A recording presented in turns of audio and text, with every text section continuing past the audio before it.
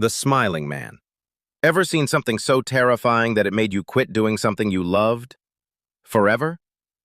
This story will stick with you, and not in a good way.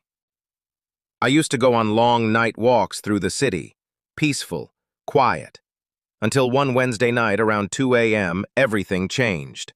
I turned onto a dim side street, and at the far end, I saw him. He was tall in an old suit, dancing. Not your typical dance. It was like a creepy waltz with exaggerated steps, and he was headed straight for me.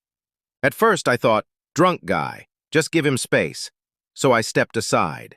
But as he got closer, something felt wrong. His eyes were wide, his head tilted up at the sky, and that smile, it was cartoonishly wide and frozen on his face. Chills ran down my spine. I crossed the street to avoid him.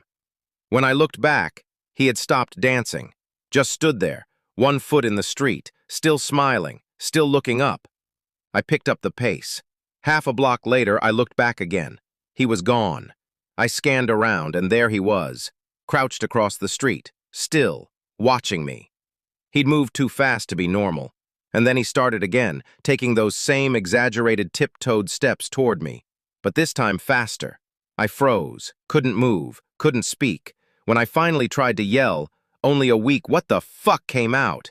He didn't flinch. Then he turned and began to dance-walk away, slowly, fading into the distance. I exhaled. Relief. But that's when I noticed. The shape was getting bigger again.